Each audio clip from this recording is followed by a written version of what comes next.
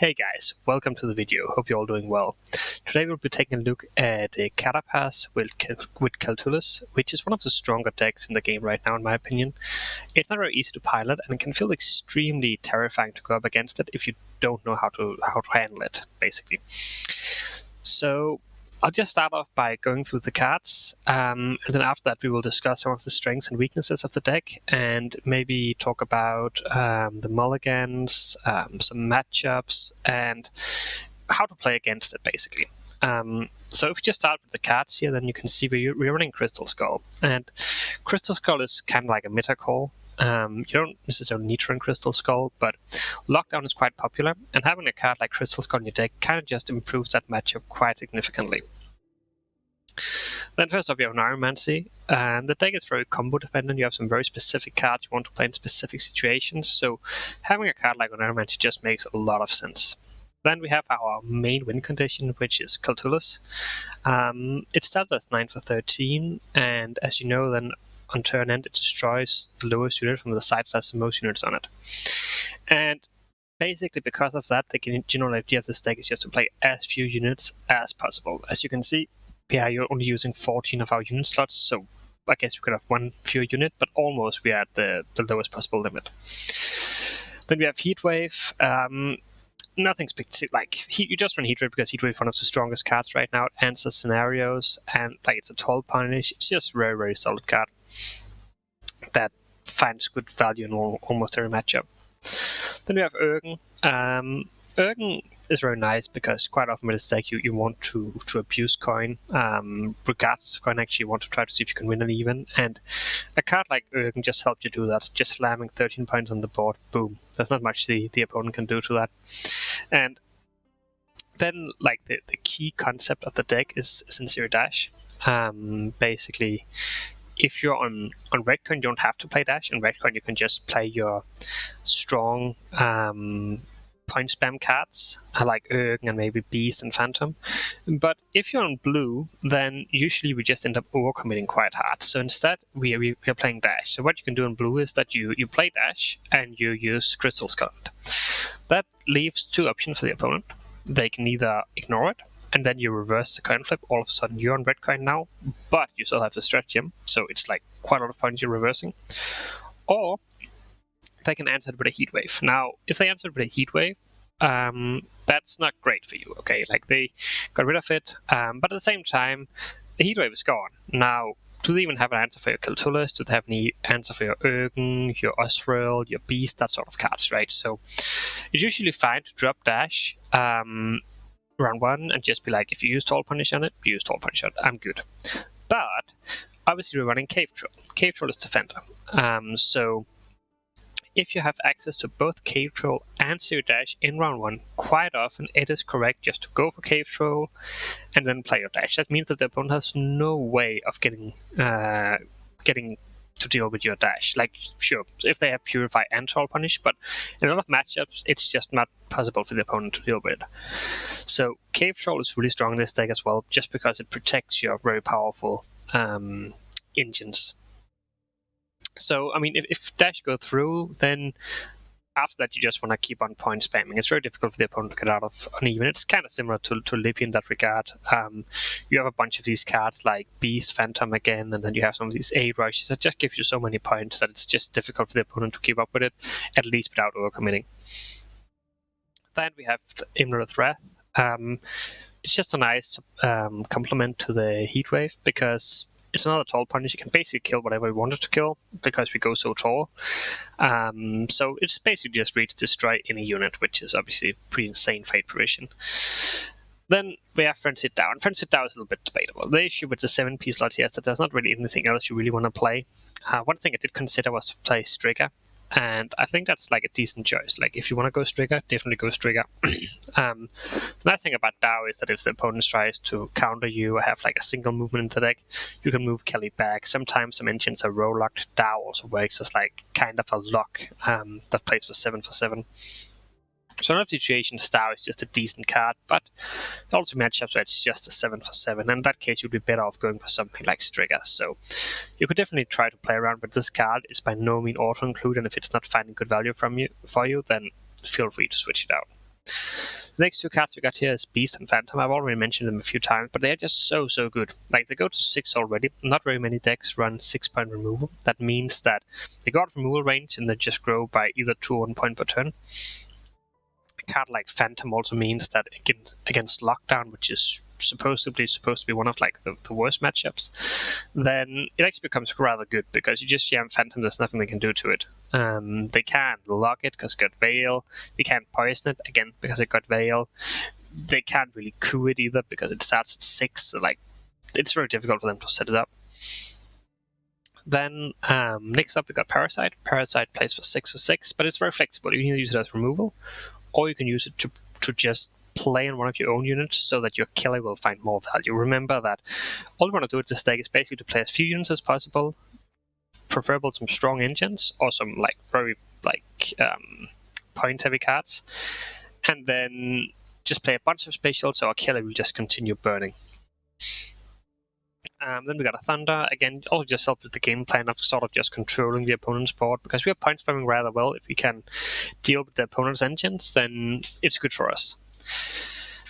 Then we've got Double A Rush. Again, ultimate point spam card, 8 for 5. Can be a little bit awkward sometimes. You need to be careful. Frenzy Dow can help you set up the A Rushes a little bit, but some matchups it can be tricky. For instance, if they're playing Spies, or Movement, or something similar to that, you might be a little bit careful with these cards.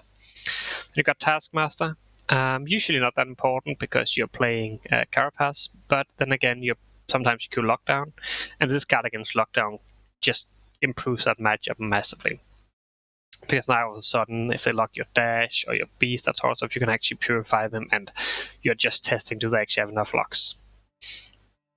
Because you do have quite a lot of lock targets. You can also, if you purify Kelly, it will still burn one more time. So like, let's say you play Kelly, it burns 4, they lock it, then you purify Kelly, it burns another 4, and then you check if they have another lock. So really good card in that matchup. So 4-piece, it's pretty standard, got double selection, again, just nice removal tools. Pact, again, just helps you play non-unit cards. Then you have the Fucklet plus Andrega Warrior package. Just a nice little package you can use around to get a little bit of thinning for decent value. And in later rounds, Andrega Warrior is sort of a unit that doesn't play as a unit because you consume something else, potentially even 2 units, so you're making your Kelly better again. Finally, we got a Squirrel. Just a nice little tech card against decks that play Echo cards or Lippy or similar. So that's the deck. Now let's try to talk a little bit about the strengths and weaknesses. So one of the main pros of this deck is that it's very good at abusing both coins. So basically, regardless if you get red or blue coin, you will be able to really take advantage of this, because if you're on blue coin, you play Siri, you reverse the coin flip, you can still win uneven. If you're on red, you can still play Siri. And honestly, like, if you're on red coin and you play Siri, you can potentially win up a card. If you win up a card, it's game over. There's nothing the opponent can do after that happens. And like, the deck is just very, very terrifying if the opponent doesn't have an answer for cards like Siri, Defender, Kelly, these sort of cards. Like, then they just can't win. And then finally, I would say that like another main strength of the deck is that it just got so many efficient removal tools. You got Wrath, you got Heatwave, you got Dow to move the engines to potentially disable them. You got Parasite, Thunder, so many different cards to deal with the opponents. And obviously, Kelly can also work as a control card, sort of. So that's like the main pros of this deck. Now, the weaknesses are that it can sometimes be a little bit draw dependent. Like, for instance, if you go on blue coin, you don't draw Dash or Neuromancy, then it's actually difficult for you to really threaten the opponent. They can just like slow play, do whatever, and then it might be easier to deal with these cards in later rounds. So in certain situations, if you don't draw your combo card, you can feel like it's a little bit difficult to win.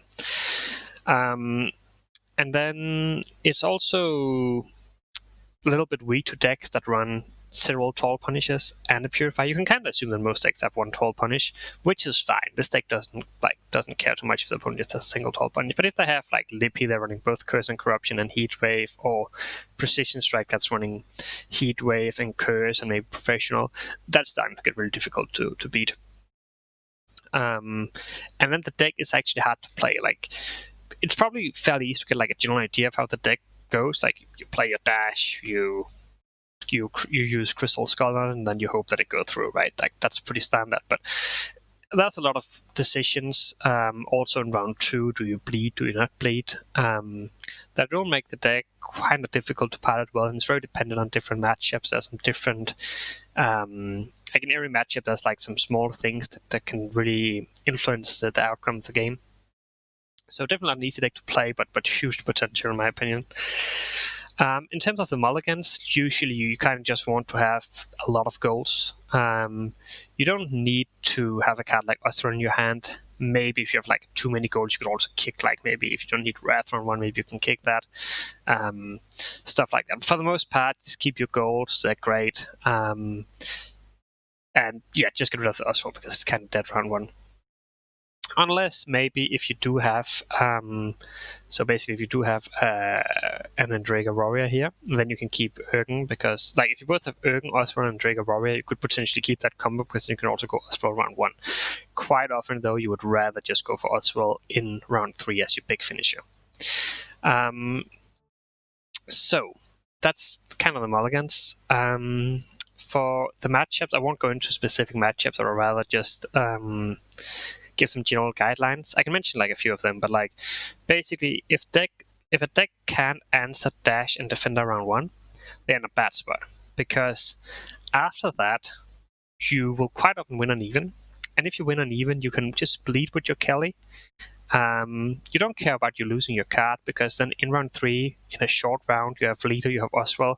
It's so difficult for the opponent to be able to beat those points if they don't have last say. So a lot of people seem to think this is like Keltullis is like the only win condition. I don't really agree with that. Quite often, for me, Kelly is just a card I use in round 2 in the bleed. And then you have Oswald for the round 3 finisher. Sometimes you can even just throw away your Kelly in round 2 and round 1, just to like force a win uneven. Be like, it's fine, I'll just drop my Kelly, win uneven, and you can just drop absolutely crap cards round 2. Don't care about the round at all. Just bleed them down to 0, and then round 3, short round, you have Oswald, full leader. The opponent might not be able to do the points. You can potentially combine it with 2 damage cards so that they have to go proactive 3 turns in a row. That's very difficult. And then the weaknesses are more these decks that have multiple Tall Punishers and Purify. I mentioned a few of them before. You have Precision Strike, you have Lippy. These are the first 2 that comes to mind, like Shield Wall should also be bad, but it's not really played right now. So it definitely got some weaknesses. And basically, if you queue up against this deck, then how should you play it? Well, it's kind of difficult to say something like very specific, because again, it really just depends what matchup it is. Sometimes you can kind of say, okay, I don't care about your Dash and your Defender because I can't deal with it. It's not really an option.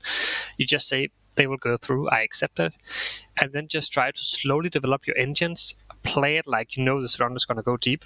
Don't be afraid to commit your gold cards early on if you feel like that's necessary to take the round.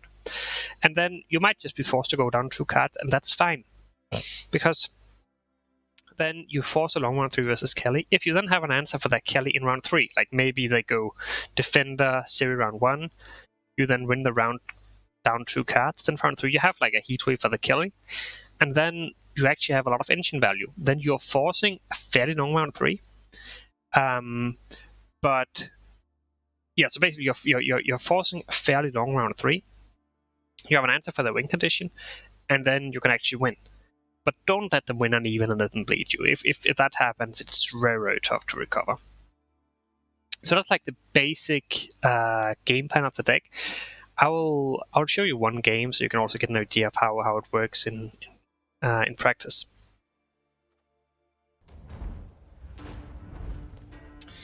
All right, an ethical deck. You get a thunderbolt. You get a thunderbolt.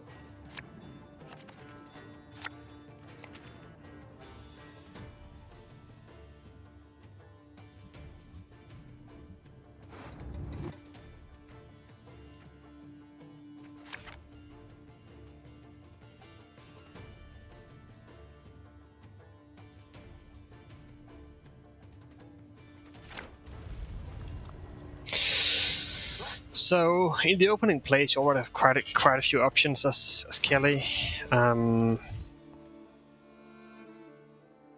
Right, we can assume that he's... The wonders of projectiles and ranged weaponry. That's a fine heat wave, to be honest. Maybe we just heat wave that.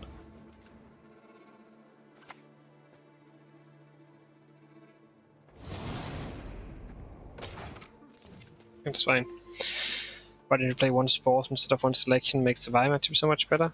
I mean, in my experience, like, no one is just playing Vi right now. It doesn't really seem like it's all that worth it to take against it. Yield and save me some time.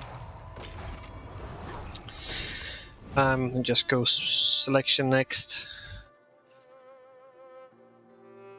I just want to make sure we play Ergen before it goes down to boiling oil range.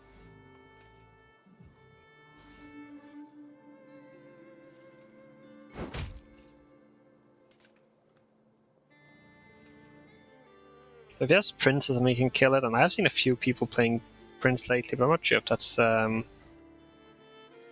that's intended. Well, if it's popular.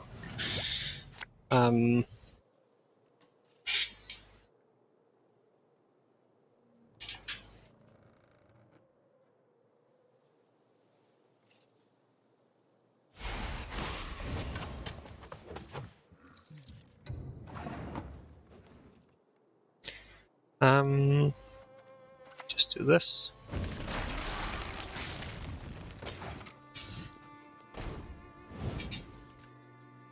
What do you think is the best guard held deck? Probably just control precision strike. I don't really like the other guard held decks. Dastardly spells at my disposal. Shockingly good ones. Shockingly good ones. So, I mean, if we pass this here, we win round on other card. So, sure. I should have played this one, right? I should have played Ergen first. Because now Ergen will actually go into oil range. It's fine.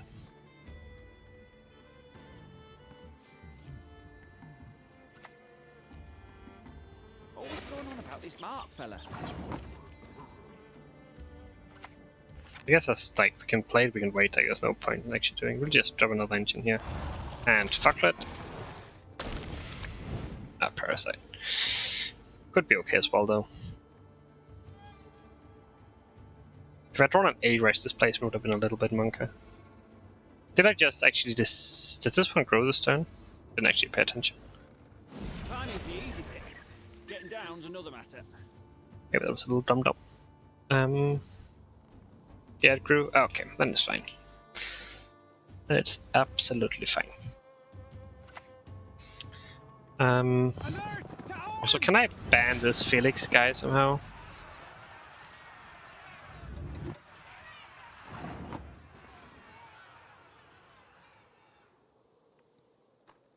Oh. I mean, that's fine. Just go packed here.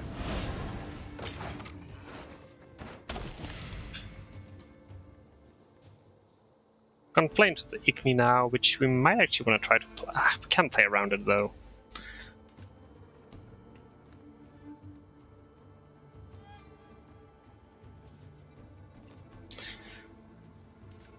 These are just busts. Every streamer has a problem with this today. I don't think you can do anything about it. Okay then. Dark clouds gather over to mirror. Ah, yes, that's the oil. And then we do the surprise Ergen.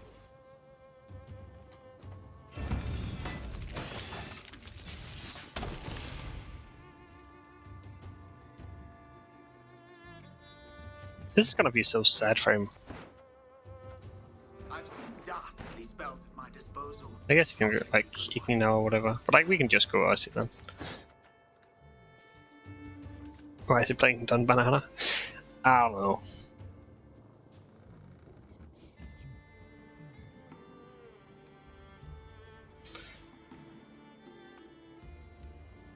Every opponent is jamming commands.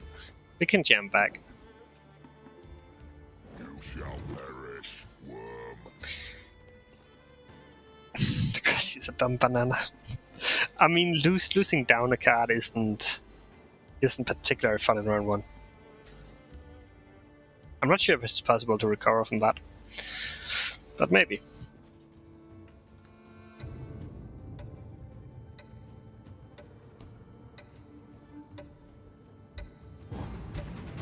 Alright.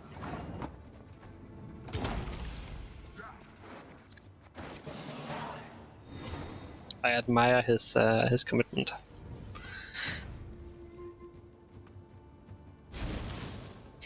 So Squirrel is kind of nice because we can just like get rid of his assault. Good thin fuck. Let's see. That sounds like a nice little thing to do.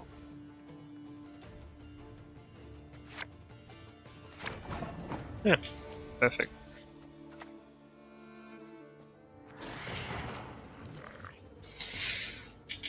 So if we manage to lose this guy, I think we're just ending the stream.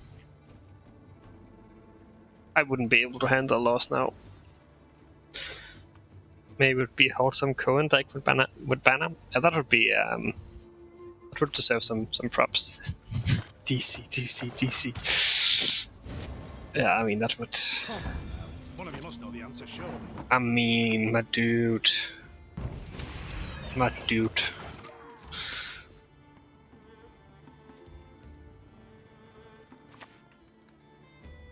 Did he even get this done 4? Yeah, okay, so at least this one worked for him.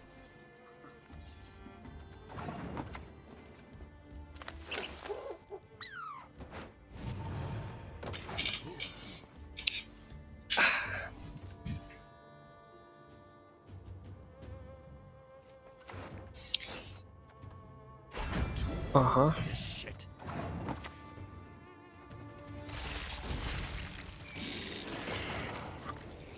What did he play from Assault? He played this Kelda, right? The turn before it started working. Not the greatest assault in the history of great assaults, but yeah, it was an assault nonetheless.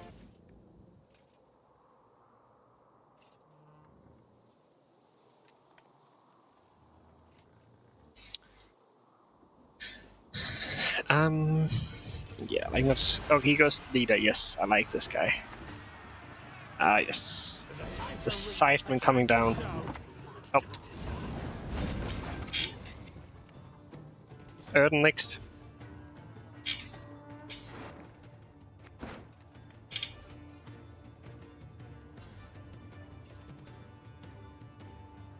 I was confused for a sec why Kelda didn't get a buff from AA, but then I reminded myself that he's 9p. Yeah, like Kelda's a little bit overcost. He should be at least give him a higher adrenaline at the very bare minimum, or just like give him provision buff. Nice, Leo. How are you calling hot-headed? This is so sad.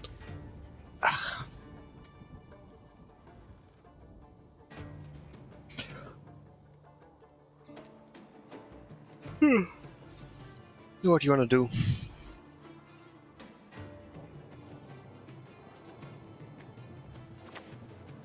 Gwen? Okay. Into Erden. Damn it. And leader. So can we do these points? We can do these points by 1, right? Take Odyssey into Ergen, that's 14. Then we go to 30 and we got double leader charge. But you know what, guys? Let's give him his dailies. Let's be nice. Let's be nice. Let's give him a chance to make a comeback here.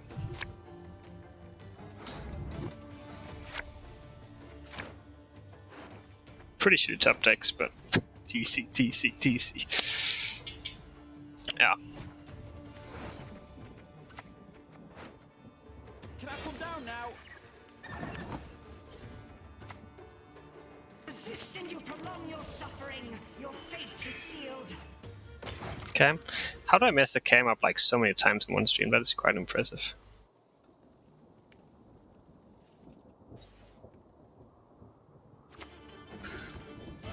The windmill.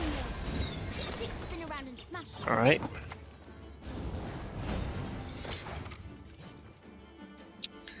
What you got? Igni? Witches? Witches, that actually makes sense. Quite a lot of points, huh? quite a lot of points.